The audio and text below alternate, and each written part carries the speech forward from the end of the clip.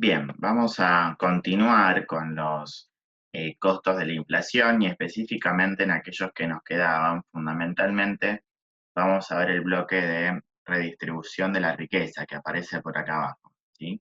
Entonces, bueno, ¿cuáles son los costos de tener inflación? Uno de los costos que se suele argumentar vinculado a la inflación es el costo vinculado a la redistribución de riquezas. Y acá podemos encontrar varios ítems.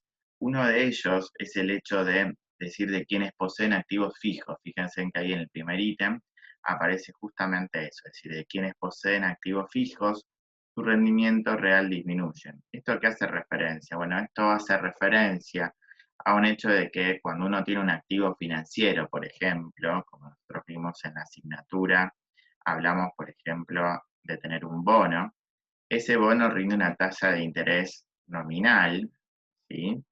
Que esa tasa de interés nominal, en realidad hay que limpiarla de alguna manera por el aumento de la inflación, digamos, por el aumento de los costos de los bienes. Es decir, yo cuando decido de alguna manera por un activo financiero que rinde una tasa de interés, esta tasa de interés es una tasa de interés de tipo nominal. ¿Qué sería esto? Si yo, por ejemplo, compro un bono de 100 pesos, ¿sí? Pongamos algo sencillo, y la tasa de interés es del 25% anual, ¿sí? ¿Qué pasa? Cuando ocupas un año, yo lo que voy a tener a fin de ese año va a ser 125 pesos. Ahora bien, si la inflación de ese periodo, imaginémonos que la inflación de ese periodo es, no sé, de un 30%, claramente, ¿qué pasó? Si en ese primer momento hubiera comprado un bien que salía 100 pesos, como la inflación es del 30%, ese bien termina saliendo a fin de año en promedio unos 130 pesos. Como verán, ¿qué es lo que está ocurriendo acá? Lo que está ocurriendo acá es que yo a principio de año podía adquirir ese bien, pero a fin de año no lo podía hacer. Entonces, evidentemente, esta tasa de interés, obviamente que se pacta, es una tasa de interés nominal, que muchas veces puede ocurrir esto, digamos, si no está ajustada por un índice de precios o no está de alguna manera protegiéndome por un índice de precios, puedo terminar perdiendo, ¿sí? Esto es lo que aparece acá entonces de quienes poseen activos fijos, su rendimiento real disminuye. Por supuesto que esto también afecta algo que es muy importante, que tiene que ver con el ahorro de la economía, es decir, cuando uno compra un activo, un bono, por ejemplo, o está haciendo un plazo fijo, etcétera, etcétera, lo que uno está haciendo es ahorrar. Y claramente esto genera que si esa tasa de interés que está pagando ese plazo fijo o ese bono no es lo suficientemente eh, importante o no me cubre de alguna manera la inflación, la verdad es que estaba, de alguna manera termina desincentivando el ahorro, ¿sí? Y que en el caso de Argentina terminan en algo que vimos la otra clase, que tiene que ver con esta cuestión de la fuga de capital, es decir, si no ahorro en un bono local, bueno, muchas veces la alternativa es justamente comprar una moneda extranjera capaz de justamente es protegerme frente a ese contexto de inflación, ¿sí?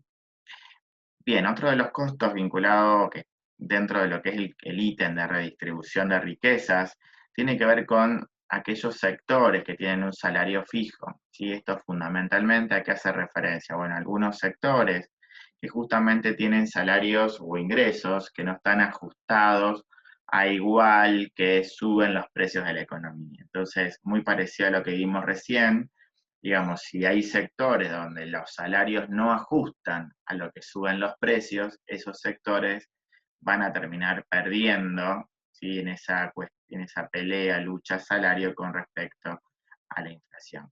El ejemplo típico que se encuentra siempre es el tema de los jubilados. ¿Por qué los jubilados? Bueno, justamente porque inclusive los jubilados es un sector que además no tiene un poder de negociación. Es decir, si uno plantea, por ejemplo, algún sindicato, digamos, algunos trabajadores que tienen sindicatos fuertes, estos pueden negociar buenas negociaciones salariales. si los jubilados hacen un paro, los jubilados y los pensionados hacen un paro, no sé, hacen manifestaciones, no tienen un poder sobre la sociedad como para ejercer que eh, su ajuste salarial sea lo suficientemente bueno. Y ahí que se dice que, bueno, que muchos sectores que tienen salarios o ingresos fijos son perjudicados en un contexto de inflación. Y el ejemplo típico que se da es el tema de los jubilados, ¿sí? Muy vulgarmente, esto a veces se dice que la inflación tiene esta cuestión de que sube por el ascensor y los salarios están subiendo por la escalera, ¿no? Para denotar un poco esto, ¿no? Esta cuestión de que justamente los precios se ajustan mucho más rápido, si suben mucho más rápido, van por el ascensor que los aumentos de los salarios que van justamente caminando por la escalera, así subiendo por la escalera. Bien, otro de los ítems dentro de lo que es la redistribución de la riqueza es de esta redistribución que hay de acreedores a deudores. ¿Y qué significa esto? Bueno, esto significa algo, está vinculado un poco a lo que vimos nosotros, y eso tiene que ver con lo que vimos recién, con el hecho de que, bueno, generalmente si la tasa de interés que se le cobra a los deudores no está ajustada por la inflación, claramente eh, va a haber una especie de redistribución de riqueza o de ingreso de los acreedores a deudores. Paso, el ejemplo es bastante sencillo y similar a lo que vimos antes, ¿no? Digo, si yo, eh, imagínense en que presto, no sé, le presto 1.000 pesos a una persona a principio de año y le digo, mira, me vas a tener que pagar una tasa anual del 25%. Nuevamente, ¿qué es lo que va a pasar? Bueno, esta persona a fin de año me va a tener que devolver 1.250 pesos, ¿no? Esto es así.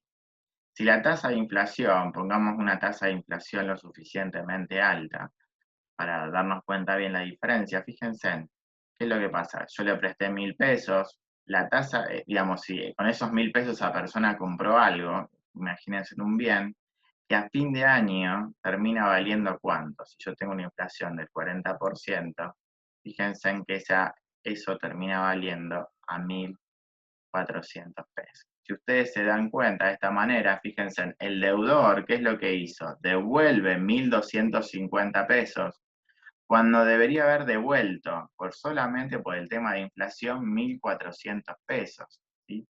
Entonces, fíjense en qué es lo que pasó acá. Bueno, acá claramente, digamos, el acreedor que prestó 1.000 pesos y recibió a fin de periodo 1.250, cuando debería haber recibido como mínimo 1.400 para solamente protegerse de la inflación. Acá no estoy teniendo en cuenta la tasa de interés.